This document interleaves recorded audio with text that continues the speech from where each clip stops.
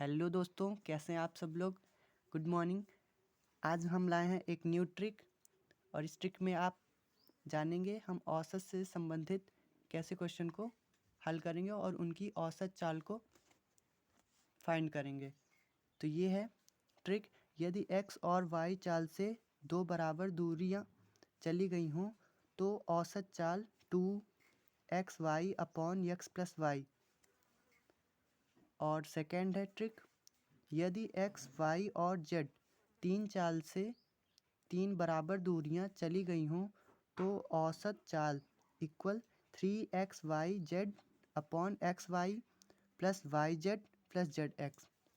और third trick है, यदि भिन्न भिन्न चालों से भिन्न भिन्न दूरियां चली गई हों, यदि कितनी भी चालें भिन्न हों और उनकी दूरियां भी भिन्न भिन्न हों तो इसके लिए औसत चाल अपन पूरी यात्रा की कुल दूरी अपॉन पूरी यात्रा में लगा कुल समय, इसको रखकर फाइंड करेंगे औसत चाल। तो इसका फर्स्ट एग्जांपल है, एग्जांपल से समझेंगे।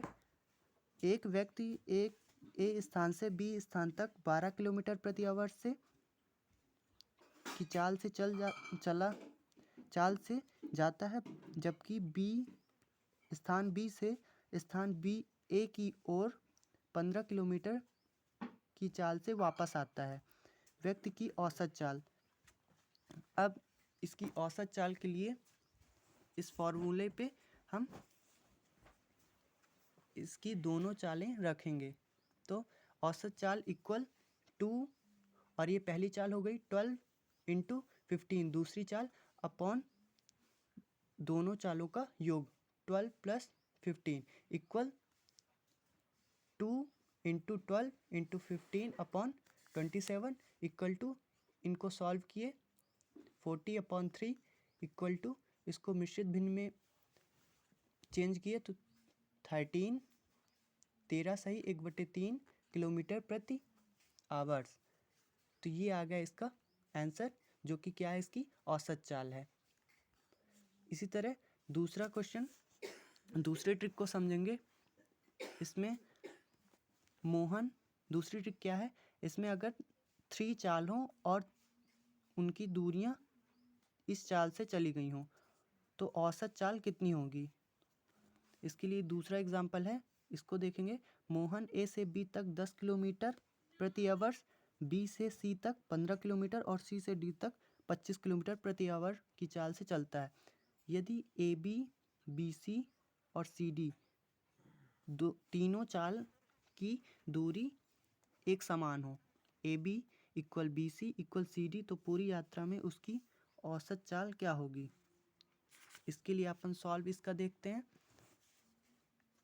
तो ये है औसत चाल, तीन चाल हैं और तीनों की दूरियां समान हैं, A B equal B C equal C D, तो पूरी यात्रा में उसकी औसत चाल।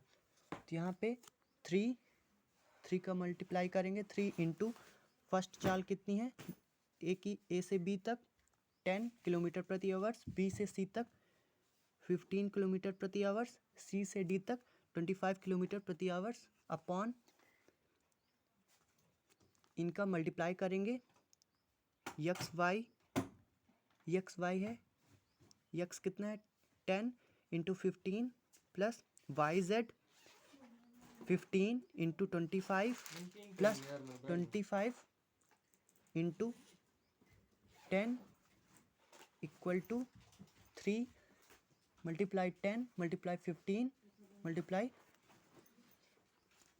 25 अपॉन, इन सबको सॉल्व किए 15, ये 115 आया, प्लस इसको ऐड किए प्लस इसको ऐड किए, टोटल इसको आप ऐड करेंगे तो 775 आया। इसको सॉल्व करेंगे तो अपना मिश्र भिन्न में इसको चेंज कर लेंगे या नॉर्मली भिन्न में रहने देंगे, आंसर में कोई चेंजेस नहीं आएगा। तो 14 सही 16/31 किलोमीटर प्रति घंटा इसकी जो है औसत चाल आ गई। ठीक है, तीसरी ट्रिक को हम देखेंगे। तीसरी ट्रिक क्या है, ये सभी ट्रिकें आपके लिए बहुत इंपॉर्टेंट है, जो आपके हर एक एग्जाम पे आपको यूज़ में आएंगी। और इनको आप अच्छे से एक नोट्स में लिख लेंगे। तीसरी ट्रिक क्या है, यदि भिन्न भिन्न चालों से भिन्न भिन्न दूरियां चली गई हों, मतलब उनकी चाल भिन्न भिन्न है, अलग अलग है और उनकी दूरियां भी अलग अलग है, तो इसकी औसत चाल कैसे निकालेंगे। तो इसकी औसत चाल पूरी यात्रा की कुल दूरी, इनकी जितनी यात्रा की है तीनों चालों के बीच है, उसकी कुल दूरी अपॉन पूरी यात्रा में लगा कुल समय। तो इसको एक एग्जाम्पल से समझेंगे। एक व्यक्ति 10 किलोमीटर की दूरी 5 किलोमीटर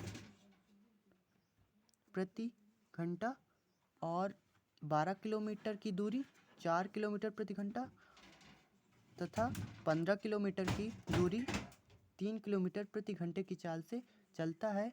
पूरी यात्रा में उसकी औसत चाल ज्ञात कीजिए। तो इसकी औसत चाल कैसे ज्ञात करेंगे, तो इसमें इस वाले ट्रिक पे इसके क्वेश्चन को सॉल्व करेंगे।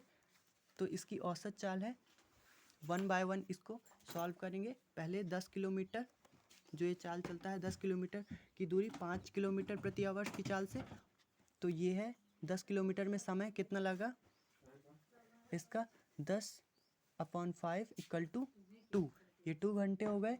और दूसरा कितना है 12 किलोमीटर, 4 किलोमीटर प्रति आवर्स से चलता है, तो 12/4 = 3 आवर्स हो गए। और तीसरा क्या है 15 किलोमीटर की दूरी कितनी 3 किलोमीटर प्रति आवर्स की चाल से चलता है, तो ये कितना हो गया 15, 15/3 = 15 आवर्स। तीनों 2 घंटे, 3 घंटे और 5 घंटे, इन तीनों को ऐड कर लेंगे तो कितना आया 10 घंटे, ठीक है, कुल समय। अब औसत चाल, अब इस फॉर्मूले पे जो हम अभी लिखे हैं, ये वाले फॉर्मूले पे हम इसको रखेंगे। औसत चाल पूरी यात्रा की कुल दूरी अपॉन पूरी यात्रा में लगा कुल समय। तो दूरी कितनी थी, एक 10 है, दूसरी 12 है और तीसरी 15 है, अपॉन 10, ये क्या है टोटल टाइम 10 हो गया, = 37/10 = कितना हो गया, ये 0 यहाँ से जब भी हटता है तो यहाँ पे ऊपर 1 पॉइंट पे है, तो ये 1 दशमलव ऊपर आ जाएगा, तो 3.7 किलोमीटर प्रति आवर्स, ये आपका आंसर हो गया। इसी तरह के हर एक क्वेश्चन को